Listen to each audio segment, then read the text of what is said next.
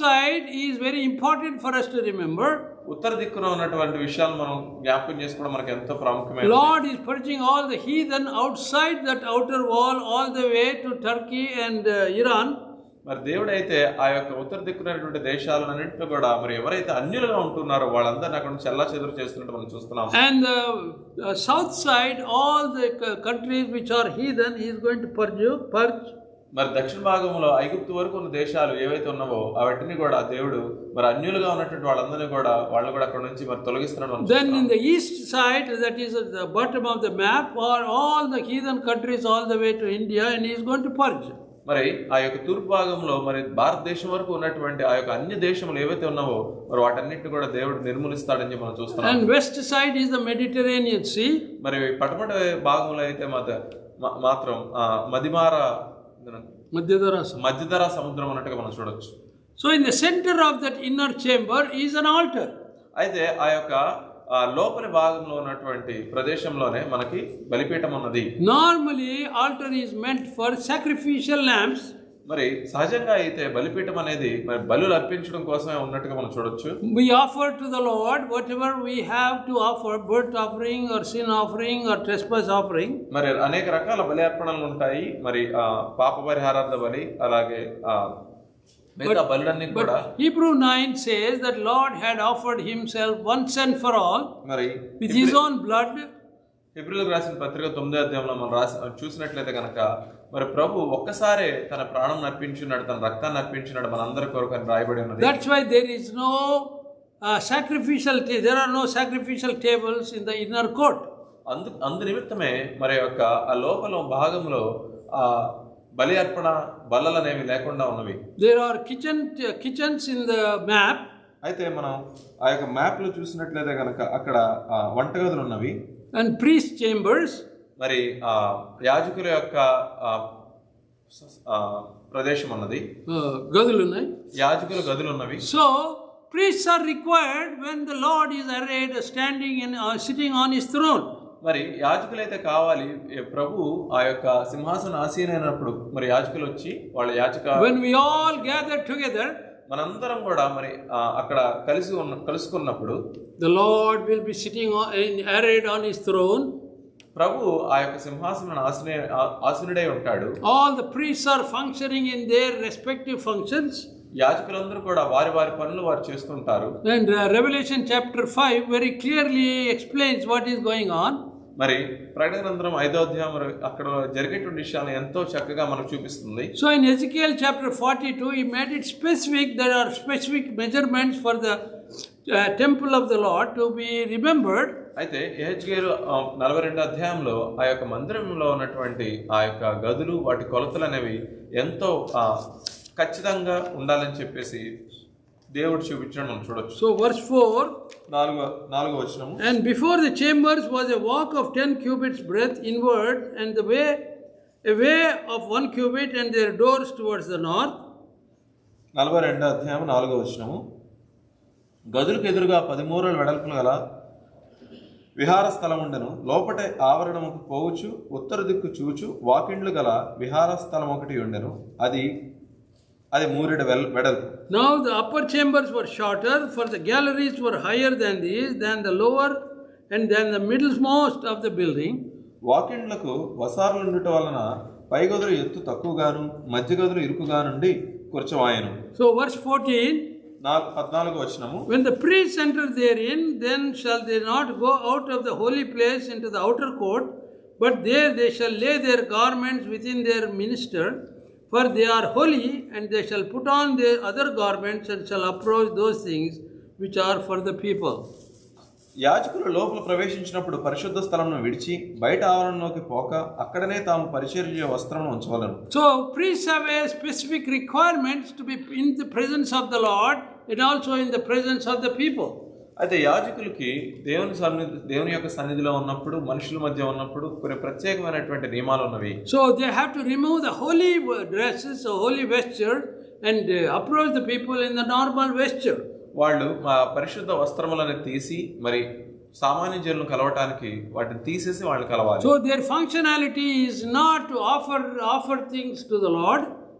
అయితే మరి వాళ్ళ యొక్క చేసే ఆ పనులలో మరి దేవునికి అర్పణలు అర్పించడం మాత్రం కాదు కానీ to interact with the people in the outer court. మరి అక్కడ ఉన్నటువంటి జనులతో వాళ్ళు మరి మాట్లాడాల్సి ఉన్నది. Because Lord had offered once and for all an offering to satisfy the Father.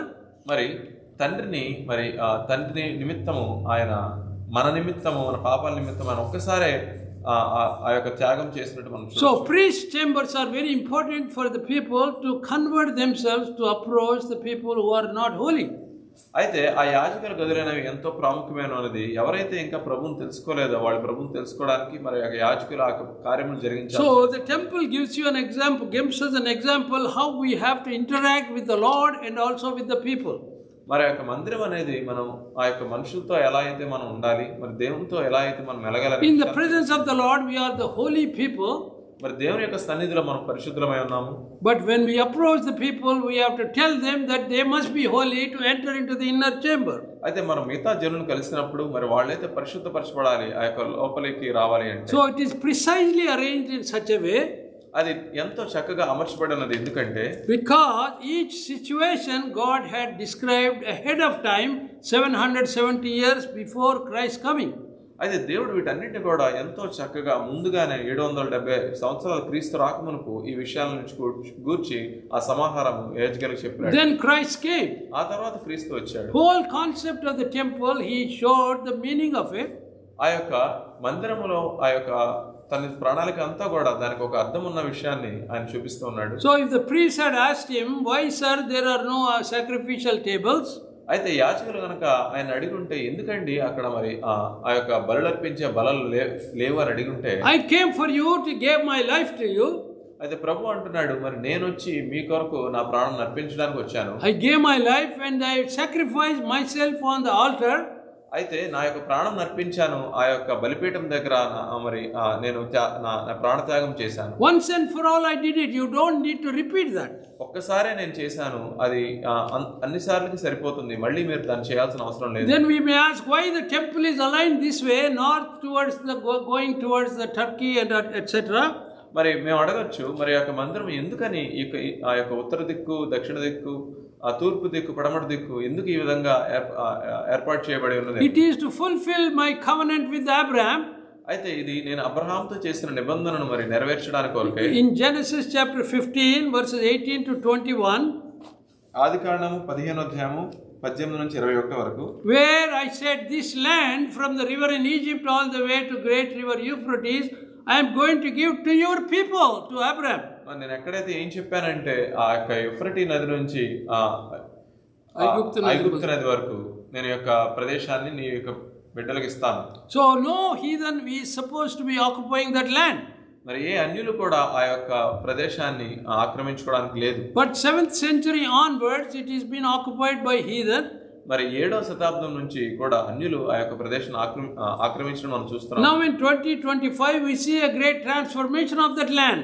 అయితే ఈ 2025లో మరి యొక్క ప్రదేశం ఎంతగానో మారినట్టు మనం చూస్తున్నాం. Lord had prophesied in Ezekiel chapter 20 verse 45 onwards. అయితే యెహెజ్కేలు 20 అధ్యాయం 45 నుంచి దేవుడు ప్రవచించాడు. He said I will kindle fire to the south through the green tree and a dry tree. అయితే ఆయన అంటూ ఉన్నాడు నేను అక్కడ అగ్ని పుట్టిస్తాను దక్షిణ దిక్కుకు and it will not be quenched. అది ఎప్పటికీ ఆరదు. It will go to the north and it is always burning. అయితే అది ఉత్తర దిక్కుకి వెళ్ళి ఎల్లప్పుడూ కూడా అది మంట ఆరకుండా ఉంటుంది. It happened during our time. అది మనం మరి సమయంలో జరిగినట్టు మనం చూడొచ్చు. 2011 Libya got burnt. మరి 2011లో లిబియా దగ్ధమైనట్టు మనం చూస్తున్నాం. In 2011 we saw Algeria got burnt. 2011లో అల్జీరియా కూడా మరి దగ్ధమైనట్టు మనం చూస్తున్నాం. 2011 we saw Tunisia got burnt. అలాగే టునీషియా కూడా మరి దగ్ధమైన. These are all the countries to the south of Israel. మరి ఇవన్నీ కూడా మరి ఇజ్రాయెల్కి దక్షిణ భాగంలో ఉన్న దేశాలు. Now in 2004 Iraq got burnt. మరి 2004లో ఇరాక్ కూడా దగ్ధమైనట్టు మనం చూస్తాం. And 2023 Lebanon got burnt. 2023లో మరి లెబనాన్ కూడా ఆ యొక్క దగ్ధమైనట్టు 2024 Syria got burnt. 2024 సిరియా కూడా దగ్ధమైనట్టు మనం చూస్తున్నాం. 2025 Iran got burnt. 2025లో ఇరాన్ కూడా దగ్ధమైనట్టు మనం చూస్తాం. So Lord is going to purge this land from all heathens which are not acknowledging Christ as a deity. మరి ఈ యొక్క ప్రదేశాలన్నీ కూడా దేవుడు ఆ యొక్క అన్యులు ఉండే ప్రాంతం నుంచి తీసివేయబడుతున్నాడు, ఎందుకంటే వాళ్ళ ప్రభుని తిరస్కరిస్తూనే ఉన్నారు. That's why this temple is aligned in a very interesting way. అందుకోసమే ఈ యొక్క మందిరం అనేది చాలా చాలా చమత్కారంగా He took specifically sent his servant to measure these measurements for the temple and also outer ones. ఆయన ఎంతో ఖచ్చితంగా తన యొక్క సర్వే హెచ్కేఎల్కి యొక్క ఖచ్చితమైనటువంటి కొలతలు ఇచ్చినట్టు మనం చూస్తున్నాం. So the Lord has a plan for all of us in that temple. కాబట్టి దేవునికి మనందరికీ కూడా మనందరి పట్ల కూడా ఎంతో మంచి ప్రణాళిక కలిగి ఉన్నాడు. In Revelation it says you will not need a temple. మరి ప్రకటన గ్రంథంలో అంటున్నాడు మీకు మందిరం అవసరం లేదు. Son and the Father are the temple for us. మరి తండ్రి కుమారుడు కూడా మనకి మందిరమై ఉన్నారు. So we don't need any priests anymore. మనకి యాజకులు అవసరం లేదు. Because we are going to be all to be with him together and to worship his name forever and ever. అయితే మనందరం కూడా ఆయన దగ్గరికి వెళ్ళి ఆయన సన్నిధిలో ఆయన యొక్క నామాన్ని మనం స్తుతిస్తూ ఉంటాం ఎల్లప్పుడూ. We have to look at the word of God to understand the mindset of God. అయితే మనం దేవుని యొక్క వాక్యాన్ని చూడాలి, ఆయన యొక్క మనస్థితి ఏ విధంగా ఉందో తెలుసుకోవడానికి. So next week we are going to see what is he planning, Lord, for the temple. అయితే వచ్చే వారం మనం ఆ యొక్క బయట ఉన్నటువంటి ప్రదేశం ఏంటి, దాని గురించి ఆయన ఎటువంటి ప్రణాళిక కలిగి ఉన్న విషయాన్ని చూడబోతున్నాం. There is going to be a flowing river going deeper and deeper as you go to the east. అయితే అక్కడ ప్రవహించేటువంటి నది ఒకటి ఉన్నది, అది వెళ్లే కొద్దీ కూడా మరి తూర్పు దిశగా వెళ్తూ ఉన్నది. And లోతుగా వెళ్తుంది. ఎంతో లోతుగా వెళ్తూ ఉన్నది. There is a purpose why Lord had set up a river there. మరి ఆ యొక్క నది అనేది అక్కడ ప్రవహించడానికి దేవునికి ఒక ప్రణాళిక ఉన్నది. Because normally all the rivers go into the river, you see. అయితే సహజంగా అయితే అన్ని నదులు కూడా వెళ్లి సముద్రంలో కలుస్తాయి. But sea is on the west. అయితే ఈ యొక్క సముద్రం అనేది పడమటి భాగంలో ఉన్నది. But this is going towards the east. మరి ఈ యొక్క నది అయితే మాత్రం తూర్పు దిశగా వెళ్తున్నది. In the same spot where Lord describes the river. అయితే ఆ నది ఉన్న చోటనే మరి దేవుడు చెప్తూ ఉన్నాడు. That's where brook of Jabbok was when Jacob became Israel. అయితే యాకోబు యొక్క ఆ యొక్క బావి అక్కడే ఉన్నట్టుగా మనం చూస్తున్నాం. బ్రూక్ అంటే క్రీక్, అది వాటర్ ఫ్లోయింగ్. యాకోబు వాగు అక్కడే ఉన్నట్టుగా మనం చూస్తున్నాం. బ్రూక్ ఆఫ్ జబక్, జబోక్ అనే వాగు. జబోక్ అనేటువంటి వాగు అక్కడ ఉన్నట్టు మనం చూస్తాం. Because that flows from west to east. అయితే అది మరి పడమటి నుంచి తూర్పు దిశగా పయనిస్తున్నది. But when he traveled from Syria and crossed Jabbok, Lord met him there. అయితే ఆ యాకోబు ఆ యొక్క సిరియా ప్రాంతాన్ని దాటుతున్నప్పుడు ప్రభు ఆయన అక్కడ కలుసుకున్నట్టు మనం చూస్తాం. That's a great significance for us to understand next week why this river was mentioned so importantly. అయితే వచ్చే వారం ఈ యొక్క నది అక్కడ ఎందుకు ఉన్న విషయాన్ని మనం తెలుసుకోవడం అనేది చాలా ప్రాముఖ్యం. So we have to get a picture of God's plan. As a temple we are going to enter in his presence. అయితే ఆ మందిరం ద్వారా మనం దేవుని యొక్క ప్రణాళికని అర్థం చేసుకొని ఆ మందిరం లోపల భాగంలోకి మనం అడుగు పెడుతున్నాం. We have to approach the wall. మన యొక్క ఆ గోడ దగ్గరికి వెళ్ళాలి. We have to cross the outer wall. ఆ యొక్క బయట ఉన్నటువంటి గోడను దాటాలి. Mingle with all, then we are called. మరి అక్కడ ఉన్నటువంటి అందరినీ, పిలువబడినటువంటి అందరినీ మనం కలవాలి. But we have to enter into the inner wall called the chosen people. అయితే ఆ లోపల ఉన్నటువంటి గోడ లోపలికి మనం వెళ్ళాలి, ఎందుకంటే అక్కడ ఉన్నటువంటి వాళ్ళందరూ కూడా ఏర్పరచబడిన. All Christendom is divided into two parts now. మరి అంత క్రైస్తవత్వం అంతా రెండు భాగాలుగా మనం విడిపోయి ఉన్నది. Those who have come through the family or anything, they are called people. మరి కుటుంబాలు బట్టి లేకపోతే క్రైస్తవ కుటుంబాలు పుట్టిన వాళ్ళందరూ కూడా మరి వాడు పిలువబడినటువంటి వారు. But those who receive the Lord as a personal savior, they are called chosen people. మరి ఎవరైతే ప్రభువుని తన స్వకీయ రక్షకుడు ఏర్పరచుకున్నారో వాళ్ళు మాత్రమే ఏర్పరచబడినటువంటి. The chosen people can look at the array of the slain lamb. మరి ఆ యొక్క ఏర్పరచినటువంటి బిడ్డలందరూ కూడా మరి ఆ యొక్క వధింపబడినటువంటి గొర్రెపిల్లను చూస్తారు. When John the disciple saw it, he was so privileged to understand who this God was. అయితే యోహాను ఆ యొక్క గొర్రెపిల్ల వధింపబడిన గొర్రెపిల్లను చూసినప్పుడు ఎవరు ఈ దేవుడు అని తెలుసుకుని ఉన్నాడు. When he wrote in 1 John chapter 1 verse 1 to 3, అయితే మొదటి యోహాను 1వ అధ్యాయం 1 నుంచి 3 వచనం చూసినట్లయితే, we witnessed the living word. అయితే మనం జీవపు వాక్యాన్ని మనం చూస్తూ ఉన్నాం. నేను చదువుతున్నాను. జీవవాక్యమును గూర్చినది ఆది నుండి ఏది ఉండెనో మేము ఏది వింటుమో కనులారా ఏది చూచితుమో ఏది నిర్ధారించి కనుగొంటుమో మా చేతులు దేనిని తాకి చూచునో అది మీకు తెలియజేయుచున్నాము. ఆ జీవం ప్రత్యక్షమాయను, తండ్రి వద్ద ఉండి మాకు ప్రత్యక్షమైన ఆ నిత్య జీవం మేము చూచి ఆ జీవం గురించి సాక్ష్యం ఇచ్చుచు దానిని మీకు తెలియజేపరుచున్నాము. So he saw a living Savior. అయితే ఆయన జీవించేటువంటి రక్షకుడిని చూశాడు. Then he was at the cross when Christ was slain. అయితే ఆ యొక్క శిలువ దగ్గర ప్రభు మరణించినప్పుడు యోహాను ఉన్నాడు. And the Lord gave the responsibility of his mother to him. మరి ప్రభు తన తల్లి యొక్క బాధ్యత యోహానుకు అప్పగించినట్టు మనం చూస్తున్నాం. But when on the island of Patmos, when he saw the vision of the slain lamb, he was so excited. అయితే పద్మాసులో ఆయన ఆ యొక్క వధింపబడినటువంటి గొర్రెపిల్లను చూసినప్పుడు ఆయన ఎంతో ఆసక్తి కలిగి ఉన్నాడు. That is the testimony we can understand why the temple is very important for us to meditate. ఆ యొక్క సాక్ష్యాన్ని బట్టి మనం ఈ యొక్క మందిరం గురించి ధ్యానించడం ఎంత ప్రాముఖ్యమైన విషయాన్ని తెలుసుకుంటాం. Because Lord has been calling us. అదే దేవుడు మనం పిలుచున్నాడు. Come unto me. నా యొద్దకు రండి. And we are refusing to go. అయితే మనమైతే ఆయన దగ్గర వెళ్ళట్లేదు. But once we come near to him, మనం ఒక్కసారి ఆయన దగ్గర వచ్చినట్లయితే we have to give our life to him. మన జీవితమును ఆయనకి ఇవ్వాలి. You are called the chosen people. మనం ఏర్పరచబడినటువంటి వారము. When you are chosen people, you stand arrayed round about him and worship his name. అయితే మనం ఒకవేళ ఏర్పరచినటువంటి వారైతే మాత్రం ఆయన సింహాసనం ఎదుట నుంచొని ఆయన చుట్టూ ఉండి మనం ఆయన ఎప్పుడు కూడా ఆరాధిస్తాం. But modern day worship has taken a different connotation. అయితే ఈ ఆధునిక సమాజంలో చూసినట్లయితే ఆరాధన అనేది వేరే విధంగా వెళ్తున్నది. Because they were only looking at singing songs created by humans. అయితే వాళ్ళు కేవలం ఆ యొక్క పాటలు పాడటము, మనుషులు మరి చేసినటువంటి పాటలు పాడటము, గంతులేయడం లాంటివి చేస్తారు. Revelation 5:9 says, those who worshipped him by songs accoladed his being slain for our sake. ప్రకటన గ్రంథం 5వ అధ్యాయం 9వ వచనం చూసినట్లయితే, ప్రతి ప్రజలోను ప్రతి జనం దేవుని కొరకు మనుషులు కొని మా దేవునికి వారిని ఒక రాజ్యం గాని యాజకులు గాని చేసింది కనుక వారు భూలోకమందు ఏలుదురని కొత్త పాట పాడుదురు. A new song they are going to sing looking at the slain lamb. అయితే ఆ యొక్క వధింపబడినటువంటి గొర్రెపిల్లను చూసి వారు ఒక కొత్త పాట పాడుతారు. It's not an imaginary song. అది ఏదో ఊహించి రాసినటువంటి పాట కాదు. It's a profound song. People have realized that their lives have been transformed. అది ఎలా పాడతారంటే తమ జీవితాలు మారినందున ఆ యొక్క కొత్త పాట పాడతారు. That is why it is important for us to meditate the word of God, to know his heart. అందుకొరకే మనం దేవుని యొక్క వాక్యం ధ్యానించాలి. ఎందుకు అలా ధ్యానిస్తే కనుక ప్రభు యొక్క హృదయం మనకు అర్థమవుతుంది. Ezekiel will be concluded in a couple of weeks, 4 more weeks I think. మరి హెచ్కేల్ అయితే ఇంకో 4-5 వారాల్లో మరి ముగిస్తాము. Then we have to see why God had put that important message in the book of Ezekiel.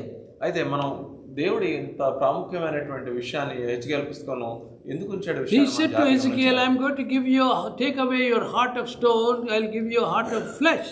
మరి దేవుడు హెచ్కేల్ అన్నాడు, రాతి వంటి హృదయాన్ని తీసివేసి మాంసము వంటి హృదయాన్ని ఇస్తాను. Because he wants transformation in our lives towards him. అయితే దేవుడు మన యొక్క జీవితం మారాలి, ఆయన వైపు చూడాలని చెప్పి ఆశపడుతున్నాడు. Whoever is living, listening to this message have to give some thought towards God and his plan. ఎవరైతే ఈ వాక్యం వింటూ ఉన్నారో మీరందరూ కూడా మరి దేవుని వైపు తిరగాలని నేను ఆశపడుతున్నాను. God wants each one of us to come unto him, number 1. మరి దేవుడు మనందరం కూడా ఆయన వైపు రావాలని ఆశపడుతున్నాడు. And then we are to be, what is it called? And chosen. All must be chosen. అయితే దేవుడు మనందరం కూడా మనం ఏర్పరచబడిన బిడ్డలుగా ఉండాలని చూస్తున్నాడు. That's where his kingdom will flourish. అప్పుడే దేవుని రాజ్యం మరింతగా విస్తరిస్తుంది. So keep that in mind and let's pray. దాని గురించి ఆలోచించుకుందాం, మనం ప్రార్థన చేసుకుందాం. Loving and heavenly Father, wonder working God, we want to thank you, praise your name, guide us, lead us.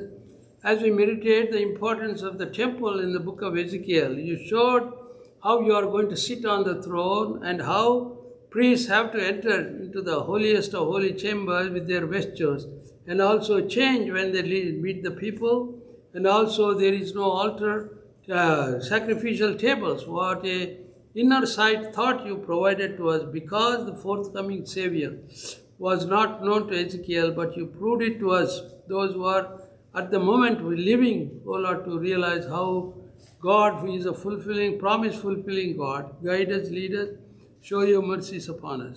We ask all these things in the name of our Lord and Savior, Jesus Christ. Amen. Now, Lord the Father, grace of the Lord Jesus Christ and the fellowship of the Holy Spirit be with us all now and forever. Amen. Amen. You are dismissed.